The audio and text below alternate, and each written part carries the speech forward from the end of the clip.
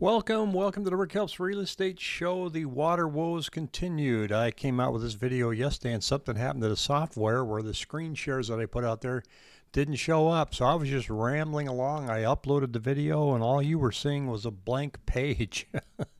Somebody goes, Rick, your screens are black. So anyway, we're doing it again. I want to talk about what's going on in the city of Buckeye and actually Queen Creek, but it's city of Buckeye. It's getting affected more than anything, and you can see it here. Water supply issues are hindering Buckeye's growth. Now, this is a very complicated mess. I'm going to go over some of the details here on it, and it goes all the way back to 2023 when Governor Katie Hobbs announced the Arizona Department of Water Resources would halt groundwater certification for new housing subdivisions in rapidly growing Buckeye and Queen Creek. Now, what does this mean? So each development has to show that they have a 100-year supply of water when they come in. And they've been using groundwater for that. They've been showing that they have the groundwater, and there's a certification process for that. They got that done. And the governors come in and, well, they're going, yeah, but I'm halting that. I don't want any more groundwater pulled out, kind of ripping the rug out from underneath them. And it says here they have to prove they have a 100-year water supply. ADWR study, Arizona no longer grants those certifications in Buckeye based on groundwater alone, largely closing the door to new housing development. Well, the policy bombshell means Buckeye must find other supplies before home building can resume. And they said they've lost 2 years. And he said, the amenities like grocery stores won't come into some of the growing communities until more housing is assured. There are about 10,000 unbuilt homes in Buckeye that already have 100-year certificates from before the 2023 restrictions. So they already had the certificates. They were already plowing forward. But here's some of the hiccups that come with this.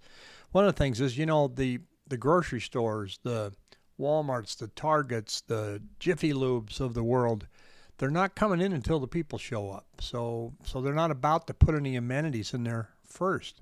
The other problem that happens with new developers when they're making great big developments is they kind of have to front load the infrastructure, the roads, the power, the lights, and all that stuff. And they kind of do it with the money that's coming in and forward to the projects that are coming on board. And when you have put the brakes on it, now they can't front load the infrastructure. So the whole project is kind of frozen. And they're saying here that many of those unbuilt homes are stranded. Osborne explained that the certified homes can't be built without new infrastructure that developers can't afford until new houses are approved.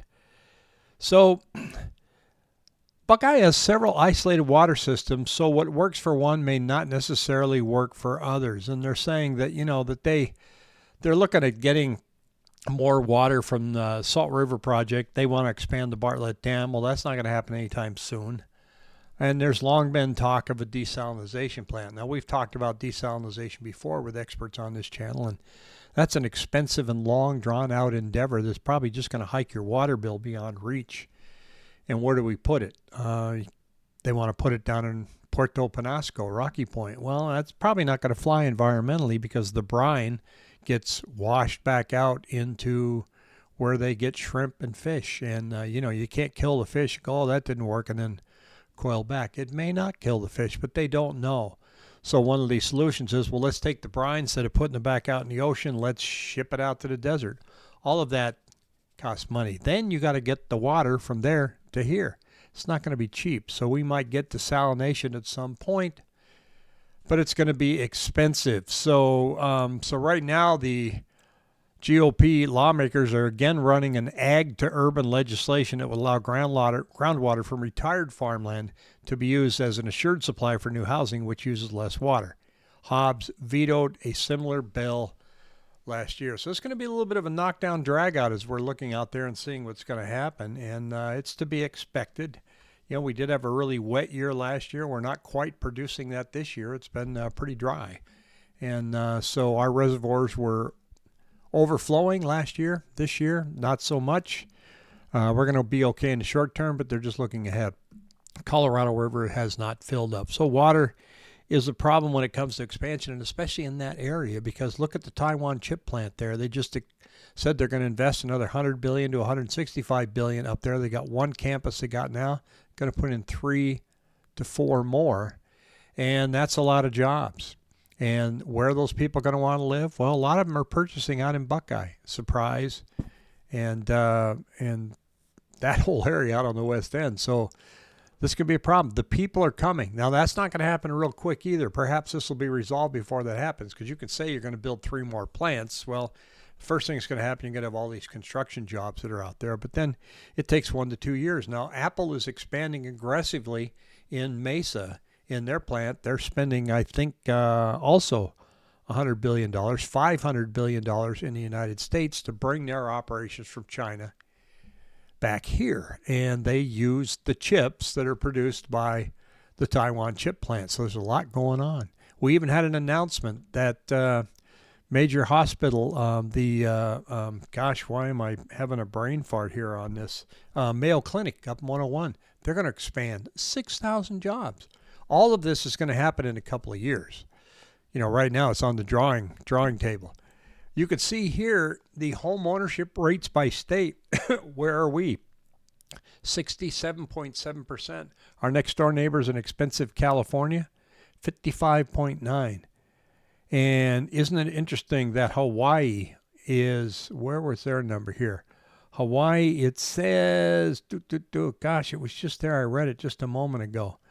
They were, oh, well, the heck with Hawaii. I was going to touch on that. It's incredibly expensive. It's less expensive than New York, if you can believe that.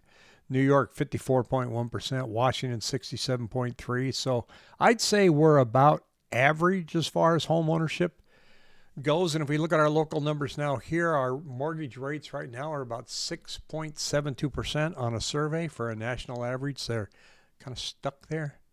Right now, some other interesting numbers. I read an article, national article, that said that pending listings dropped last week. Well, yeah.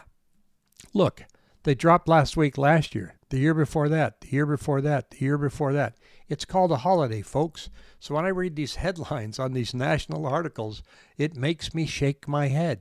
President's Day, whenever there's a holiday, pending sales drop off. Now, we look forward and say, well, they're seasonally, they're going to go up a little bit. Again, we're going to watch it closely. So there's always devil in the details. Now, here's one that's interesting that I've touched on, and I did have a subscriber say, Rick, you got to break this down by price.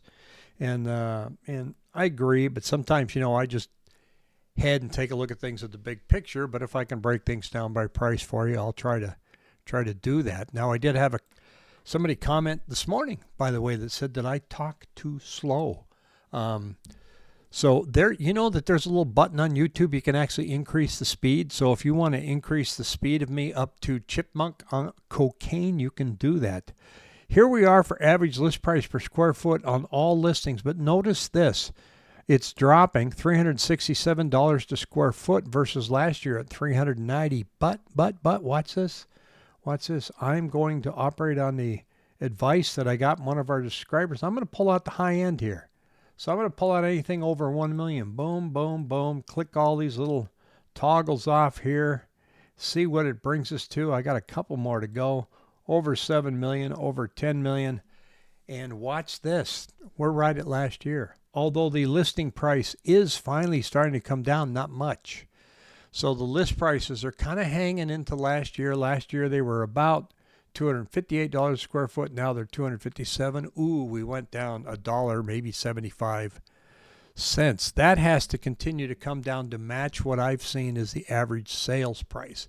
The average sales price is considerably lower than the average listing price.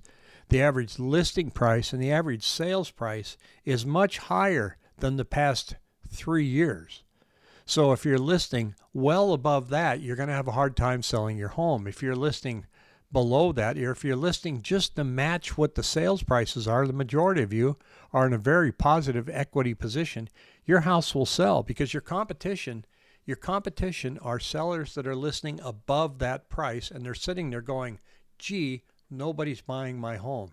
Get realistic in this market, especially areas like Chandler that are leaning towards a seller's market. Areas like Buckeye, Maricopa, and Queen Creek, clearly a buyer's market, and if you're competing there, there's no way that you should be listing your home above what the average sales prices are in your area. So looking at what your neighbor has their home listed for may not be your best comp. So take a good look and a deep dive in with your agent. If you'd like us to take a look, shoot us an email at rick@rickhelps.com, and be sure and subscribe to my newsletter. The link is in the detailed description below, and you'll get it every Monday morning at 7 a.m. Until then, have a great day. Take on the weekend.